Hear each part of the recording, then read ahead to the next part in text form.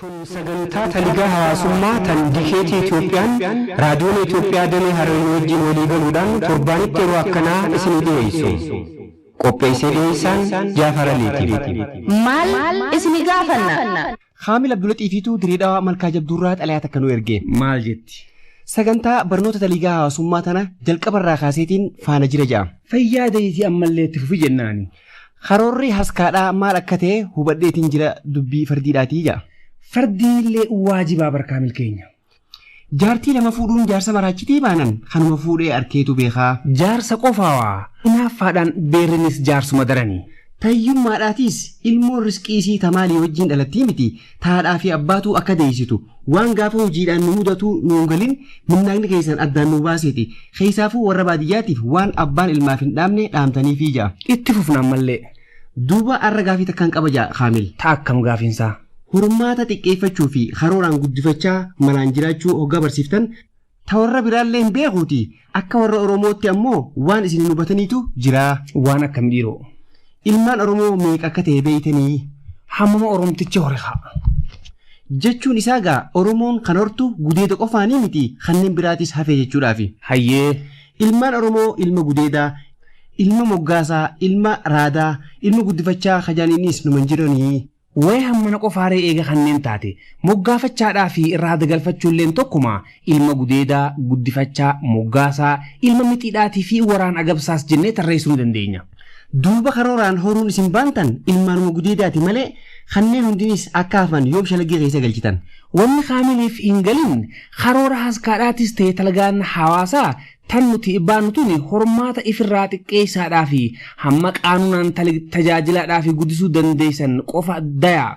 Sanumaa'u addaan faggeessanii dhaltanii ifirraa dhaabuudhaan warri hoojum tokko karooraan horee malaan jiraatee jiru injifatee hiyyummaadhaaf osoo harkan kennine tafiitiifis hamma harka ga'eef takkatti gammachuudhaan jiraachaadhaa hiree ilmaanii tan fuulduraatiifis fulban akka taatu haala mijjeessuu akka taate hubachuu dhabuudhaan nutti fakkaata. Ilmaan dilli maqaa dhawaman kunoo jiruu warraa hin faalleessanii tajjattuu bargaafiin Kaamil. Hin faalleessanee karoorri haskaadhaa jiruu warra tokko irratti xiyyeeffateeti eega warri hundinuu karooraan jiraate jireenyi hawaasaa hundinuu dagaage jechuudha. Ilmaan Oromoodhaa kanneen ammoo wayyabni isaanii haskaa ammana manaa akka ta'anis dagachuun qabnu asirratti. Akkamiin akkamiin akka ta'e maquma isaaniirraa hubachuun ni danda'ama. Ilma gudeedaa. Hamanatti dhalate hajaarsaa fi jaartii jidduudha argame asara warra tokko hoggaa ta'u guddisaadhaa fi miraasni isaatis warruma kana waan eeggatuuf heddummaatan hiyyummaadhaatu jiruu warraatis ta'e guddinaa fi hiree isaatan fuuldura akhaalifa jechuudha. Tanaaf wanni karooraskaadhaa ilma gudeedaa kanarratti xiyyeeffatuuf. Ilma guddifachaa. Kan warri ilmoo dhabee namarraa fudhatee guddifatu waan ta'eef warri asara dhabee firii arkachiisa malee karoora kan faalleessuu hin jennu. Ilma raadaa. Ilmi raadaa ijoollee manatti guddifatan osoo hin ta'in guddichuma alaa fi mana if danda'e qabu kan gosti yookaan jiraan lammiidhaa yookaan abbaa warraa tokko moggaafatu waan ta'eef yoo firummaa uumuu taate malee jiruu warraa tokko irratti jireenyi isaa kun waan irraa hir'isu tokkollee waan miidhuu hin qabu. Ilma mixii. Ilmi mixiidhaa kan haati darbitee dhaltee darbite hamixiin itti dhawatte jechuudha. Kanas kan dhabe yookaan kan fedheetu fudhatee guddifata. Inumaa hojii tola ooltummaadhaa gocha rahmataa kan sawaaba itti argatan malee kan karoora miidhuu miti. Waraan agabsa. Kun inuugaa ilmoo gaafa waraanaa warri biraa dheesse takkaa warri biraa dhume tan gamni injifate hoggaa harkate fudhatee guddifatu waan taateef zabana ammaa kanatti haalummaan akkasiituu hin jiruuti wanni hin jirre takka waan fiddu wayii qabdiire. Obbo Kaamil Abdulaxiifiinis gaa bifuma kanaan nu hubadhu jennaan gaa. Hirmaannaa isaatiifis galatoonfachaadhaati Suudaan gama minnaaga hurnaffaadhaa tarkaanfannaatii mata dureen isaatis ijoollee anfariirtee ja'a.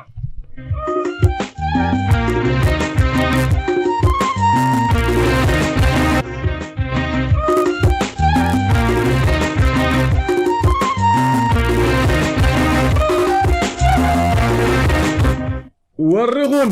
Hey, eenyu.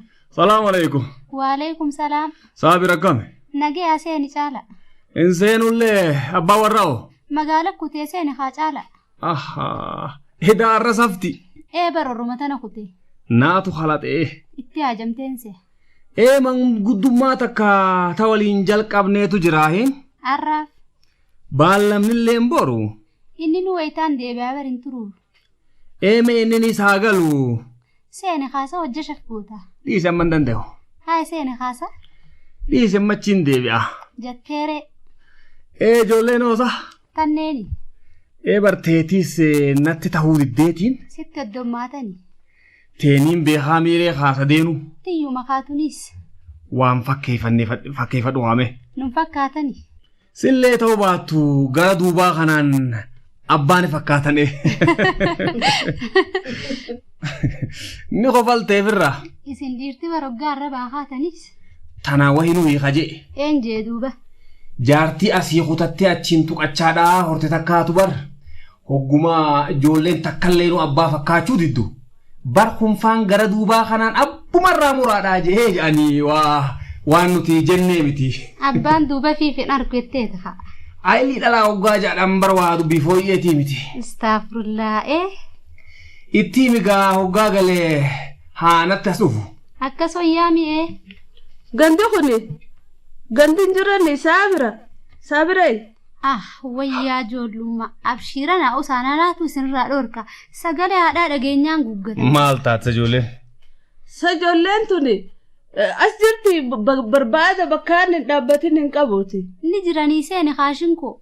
Niin ergadha je'ee barbaada bakkaan hin dhaabbatin hin qabuuti. Edaan asitti riphisani. Seeni kaasa? Maaliin seenaa miti mee intalna dhiisi. Ijoolleen tuni haalaan na rakkite. Ni lolteeniin seeyaashin kooti ijoollee tana. Yaantal maaliin lolaan ijoollee tuni ififuuta rabbi loleen. Lakki gaariin goone kam shinkootiis. Nuun loltii je'anii inumaatu bakka rabbiin isaan hin gee. Isaan maa jaanii miti hin gartuu kayatti lubbuu bakkaan dhabde ijoolleen. Haa kootamee na dura bu'a amma anaatu isinii beeka. Shinkoo wallaahi wallolaa beekadhu moorra ijoollee tana duwite. Itumaa dubbadhaasa ijoollee tana silaan isaan garafee yoom akkanatti anfariiranii hulayyuu seenanii fuula namaa dura na dhaaban. Shinkoo barteetii fi nama hamaayii ijoollee akkanatti akka nutti hin dhiyaanne goota. Akki kun immoo gaarii miti haa? Sabiree bar laaqannee amma naqamee fi manatti isaan eega. Ifii fi asii fi achi seenanii ollaadhaas cinqan malee. Nyaatan maal qabaree ollaan bar ilmaa walumaan guddisaa akka keetii kana walirraa qoorrifachaatii miti. Akkasuma alla ja'aniiti olla ja'an ja'anii. Hai caalaa sina garree bar nan dubbiftu. Caalaalleen si jaje kamarra. Maal na jaja maaliin balleessi? Hanga isin fixattanuu je'eetii bar. Yaa caalaa mee tagartu qalbiidha yoom iji agarti bara nafaa keessaafuu osoonumaan ijaan si arku sin dhagayu. Meeshaan harkaa qabuus osoonumaan harkatti harkaa qabuutiin barbaada meetiyya tana meena dhiisi barana. Abshirumaa nagahumaatii gaaf hoggaa yaannee heddummaate akkanumaatii tunnuma jirti waasi qofaa miti. Haa koota amma na dura bu'aa ijoollee. Deemteere. Deemee nageetti. Haaya gaamee shinkoo teenya. Haa nageetti. Gartee mika lubbuu qeensa jala galte ijoollee.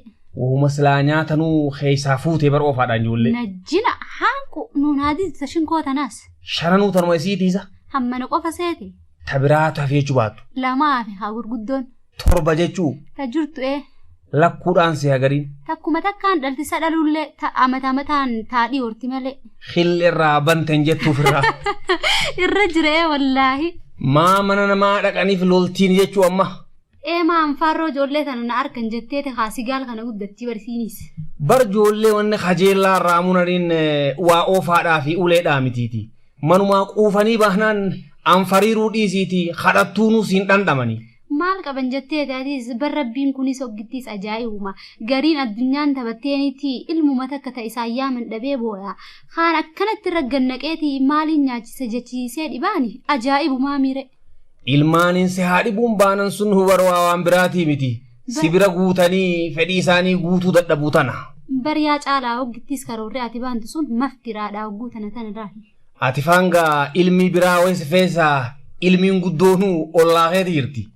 Dhuga baan ta'ee wallaahi bara ollaa hundaatu hifatemma faadha. Sanuu takka qaraatilleen dheeyxu guddicha abbaa jala ooluu fi miciyyooti ka ooltu lameen malee shanan kuunoo ganduma keessaa kajeellaadhaan gandaan fariirsaa oolanii bara. Abbaanis asuma jira. Bona malee gannee isaa taa'u harkatetteeti yaa caala. Midhaan waan harkatanis kunu ashiitatti shimbirroo wajjin laqaaqanii fixanii. Hamma isaan quculee fi raafuu dika irraa rafan tana inninis dhoortoo ta'e kuulii ta'e shammaduma deema gaafa waa harkatuu fi dhabu jiddu. Akkamaa ta'ure namni matuunaan torba ilkee 210 qarattee isa eeggattu. Isaanii wajjin 9 ammaas manguddootu jira kaalama haadha isiitii fi abbaa isaa. 11 ji. Tanaaf 11 kannee warra. Duuba ijoollee tumuudhamu oofaadhaan baaraisuudha furmaanne. Akkamaa taaturee waan wal kute uli. Katana hundaa'u if mudees isaanuma taachaa hubature amma. Isiin gartee yaaboo taatu. Inni hoo. Isa yaada isaatiin si beekaa hanganamaa galgala kanuma rabbi isinaafitu ujee ilmaan abaaru malee.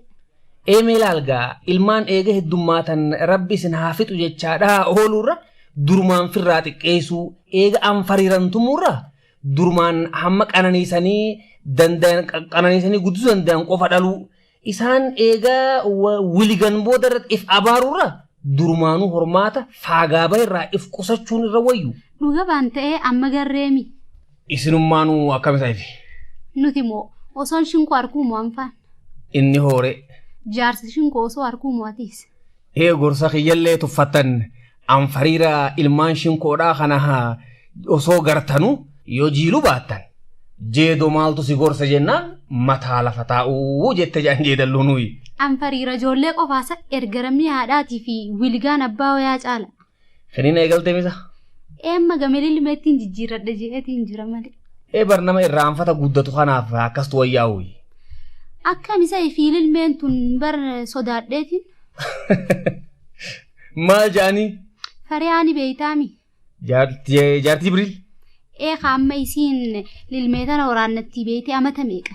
Baatii 2 deemte hamma eega adda dhaabdeeniin dhaleette. Ditti haahunoo ilmoon isitti nafne yaanni nu isii seene guyyaatti gaafaan argatakka. Sumbar maal seete?